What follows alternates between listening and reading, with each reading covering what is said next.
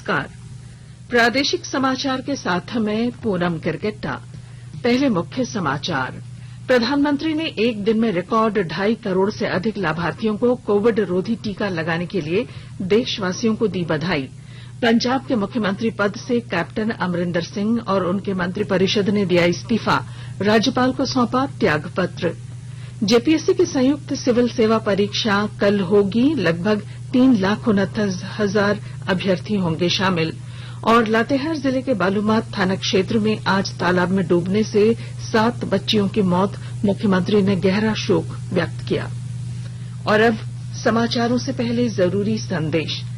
देश भर में 18 वर्ष से अधिक आयु के सभी लोगों के लिए सरकारी केंद्रों में निःशुल्क टीकाकरण अभियान चलाया जा रहा है। हमारे युवा श्रोताओं से अपील है कि वे कोविड रोधी टीका जरूर लगवाएं और दूसरों को भी इसके लिए प्रेरित और सहयोग करें। जब तक आवश्यक न हो, घर से बाहर न निकलें और इन आसान उपायों का पालन करें। मास्क लगाएं, 2 गज की सुरक्षित दूरी बनाए रखें, बार बार हाथ धोएं और चेहरा साफ रखें। कोविड से संबंधित जानकारी और मार्गदर्शन के लिए राष्ट्रीय हेल्पलाइन काम कर रही हैं। इनके नंबर हैं 011-2397-8046 और 1075। इसके अलावा राज्य हेल्पलाइन नंबर 104 डायल कर समस्या का त्वरित समाधान लिया जा सकता है। प्रधानमंत्री नरेंद्र मोदी ने एक ही दिन में रिकॉर्ड 2.5 करोड़ से अधिक लाभार्थियों को कोविड रोधी टीका लगाने के लिए देशवासियों को बधाई दी है। श्री मोदी आज वीडियो कॉन्फ्रेंसिंग के जरिए गोवा के स्वास्थ्य और चिकित्सा कर्मियों के कोविड टीकाकरण के लाभार्थियों से संवाद कर रहे थे। उन्होंने कहा कि गोवा ने केंद्र द्वारा भेजी सहायता प्रभावी और समयबद्ध तरीके से गांवों में हर लाभार्थी तक पहुंचाया। केंद्रीय स्वास्थ्य मंत्री मनसुख मांडविया ने कहा है कि कोविड-19 के विरुद्ध भारत ने मजबूती हासिल करते हुए अब तक वैक्सीन की 80 करोड़ डोज दी है। श्री मांडविया ने इस बड़ी उपलब्धि के लिए देश को बधाई दी।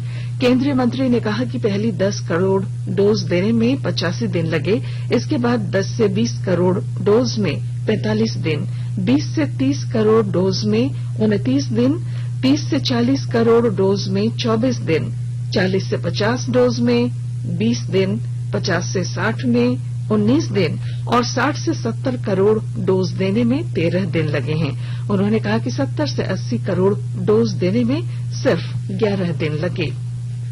केंद्र सरकार कोविड महामारी के दौरान लोगों की सुविधा के लिए बनाई गई राष्ट्रीय स्तर की हेल्पलाइन नंबर के बारे में लोगों को जागरूक कर रही है।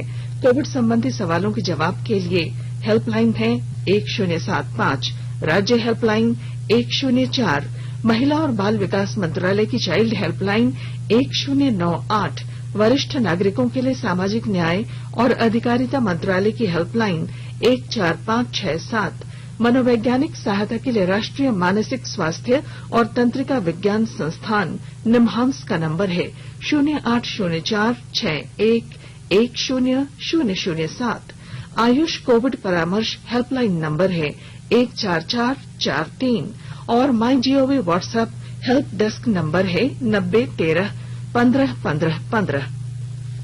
केंद्र सरकार देश में बढ़ते जल संकट से निपटने और लोगों को स्वच्छ पेयजल उपलब्ध कराने के लिए कृत संकल्प है। प्रधानमंत्री नरेंद्र मोदी ने इस बाबत जल शक्ति मंत्रालय का गठन किया। मंत्रालय द्वारा चलाए जा रहे जल जीवन मिशन के तहत वर्ष 2024 तक हर घर में नल के माध्यम से स्वच्छ पेयजल उपलब्ध कराया जाना है। श्री मोदी ने कहा कि पिछले 2 वर्षों में देश के लगभग 4.5 करोड़ परिवारों को घर घर नल द्वारा जल उपलब्ध कराया जा चुका है। देश आज हर घर जल मिशन को लेकर के तेजी से काम कर रहा है। मुझे खुशी है कि जल जीवन मिशन के सिर्फ 2 वर्ष में 4.5 करोड़ से ज्यादा परिवारों को नल से जल मिलना शुरू हो गया। करोड़ों माता बहनों का आशीर्वाद यही हमारी पूंजी है। 61% का सबसे बड़ा लाभ ये होता है कि सरकारी योजना के लाभ से कोई वंचित नहीं रहता। इधर झारखंड में पेयजल एवं स्वच्छता विभाग चालू वित्त वर्ष में लगभग 7.5 लाख घरों में वाटर कनेक्शन देने का लक्ष्य रखा है।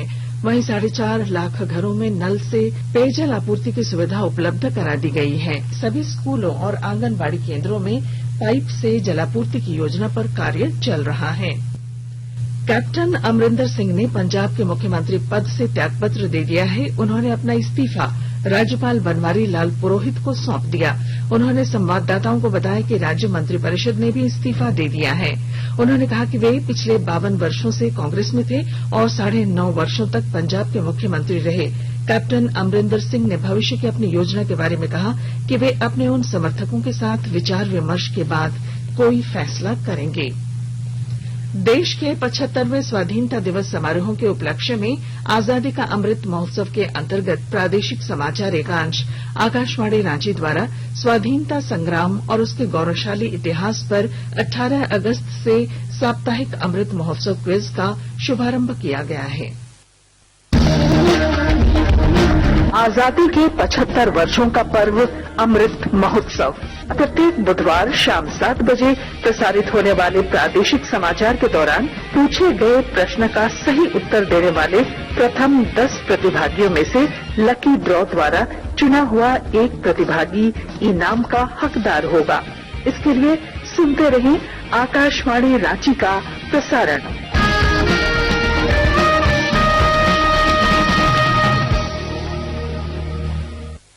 राष्ट्रपति रामनाथ कोविंद ने कहा है कि सीएजी यानी नियंत्रक और महालेखाकार जैसी संस्थाओं के परामर्श पर सरकार गंभीरता से विचार करेगी।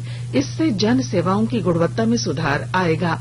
आज शिमला की national academy of audit and accounts में भारतीय लेखा परीक्षा और लेखा सेवा अधिकारियों के दीक्षांत समारोह को संबोधित करते हुए उन्होंने कहा कि सीएजी को निगरानी का दायित्व पूरा करने के साथ ही कार्यप्रणाली में सुधार के सुझाव भी देने चाहिए।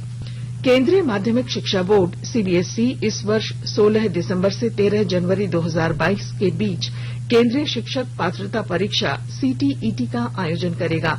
यह परीक्षा पूरे देश में 20 भाषाओं में कंप्यूटर आधारित होगी। परीक्षा पाठ्यक्रम, भाषा, पात्रता मानदंड, परीक्षा शुल्क, परीक्षा शहर और महत्वपूर्ण तिथियों का विवरण 20 सितंबर से सीटीईटी की आधिकारिक वेबसाइट https://ctet.nic.in पर उपलब्ध होगा। आवेदन करने की अंतिम तारीख 19 अक्टूबर है। आकाशवाणी के ताजा तरीन समाचारों के लिए आप हमारी वेबसाइट newsonair.com पर लॉग ऑन कर सकते हैं।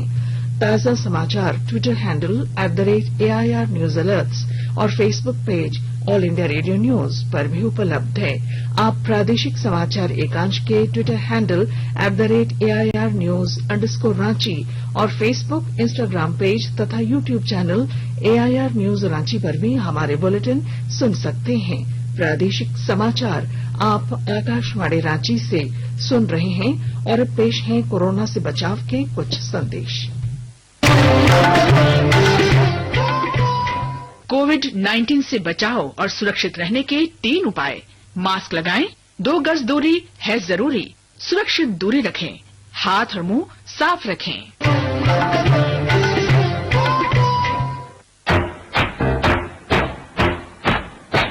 चलो मिलकर एक शुरुआत करें, चलो एक फैसला आज करें, मास्क नहीं तो टोकेंगे, कोरोना को रोकेंगे, चलो एक इरादा करते हैं, चलो एक इरादा करते हैं, मास्क नहीं तो टोकेंगे, कोरोना को रोकेंगे।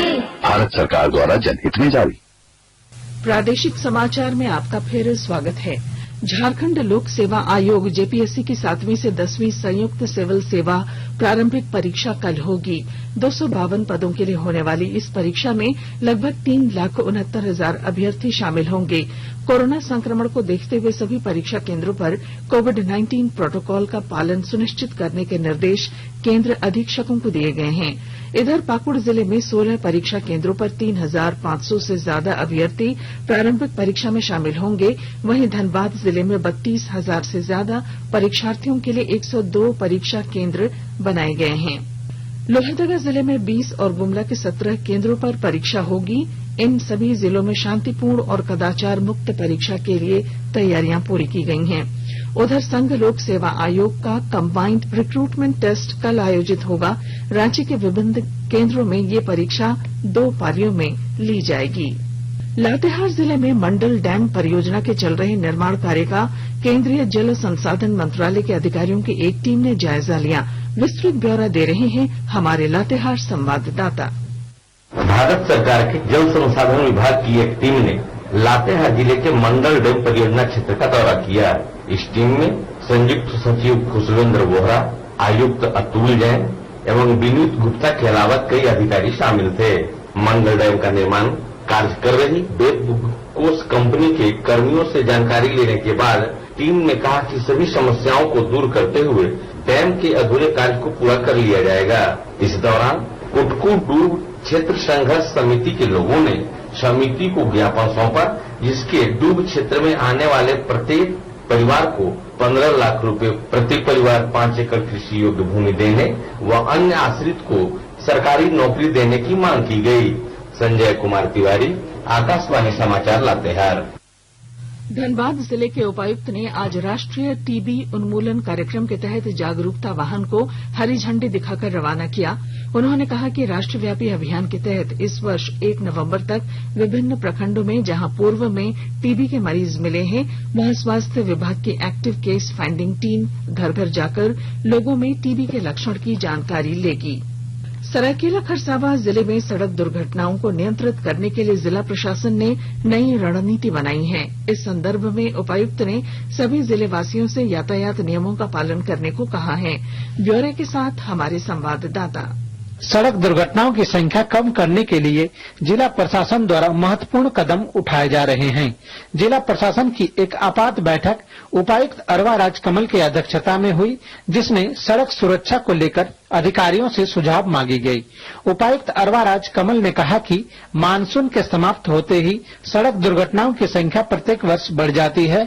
इस वर्ष भी सड़क दुर्घटनाओं की संख्या बढ़ गई है। इस बार भी एक्सीडेंट्स का संख्या बढ़ रहा है। उसको कंट्रोल करने के लिए किस तरह का स्पीड कंट्रोल मेजरमेंट्स कैसे करें और पॉइंट पे चेक करने के लिए किस तरह का टीम्स को डिप्लॉय करना है, इसके बारे में रणनीति बना है। मैं जिलावासियों से भी सभी से अनुरोध करूंगा कि रोड एरिया अच्छा कंडीशन में है तो इसका मतलब ये नहीं है कि बहुत आप बियॉन्ड लिमिट जाकर आप स्पीड पे गाड़ी चलाएंगे। हेलमेट पहन के ही टू व्हीलर चलाएंगे।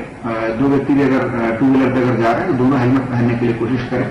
उन्होंने जिले वासियों से कहा कि सड़क पर यातायात नियमों का पालन करें। यातायात नियमों का उल्लंघन करने वालों पर कार्रवाई के लिए तुरंत डायल 100 पर पुलिस को सूचना दे सकते हैं। गोलक बिहारी, आकाशवाणी समाचार, सरायकेला खरसावां। लातेहार जिले के बालूमाथ थाना स्थित मननडीह गांव में आज करम डाली विसर्जन के दौरान तालाब में डूबने से 7 बच्चियों की मौत हो गई। मृतकों में 3 सगी बहनें शामिल हैं। मुख्यमंत्री हेमंत सोरेन ने इन बच्चियों की मौत पर गहरा दुख व्यक्त किया है। साहिबगंज की महिला थाना प्रभारी रूपा तिर्की की मौत मामले की जांच कर रही सीबीआई ने आज रांची में मृतका के परिजनों से पूछताछ की। इसके अलावा रूपा तिर्की के दोस्तों और कुछ पुलिस कर्मियों से फिर पूछताछ की जा सकती है। उच्च न्यायालय के आदेश पर सीबीआई इस मामले की जांच कर रही है। कोडरमा जिले में पुलिस ने मोटरसाइकिल चोर गिरोह का पर्दाफाश करने में सफलता हासिल की है। चोरी के 13 मोटरसाइकिलों के साथ गिरोह के 8 सदस्यों को गिरफ्तार किया गया है। और प्रधानमंत्री नरेंद्र मोदी के 71वें जन्म दिवस को लेकर खूंटी जिले में 20 दिनों तक आयोजित होने वाले कार्यक्रम को लेकर भाजपा विधायक विरंची नारायण की मौजूदगी में पार्टी के पदाधिकारियों की बैठक हुई।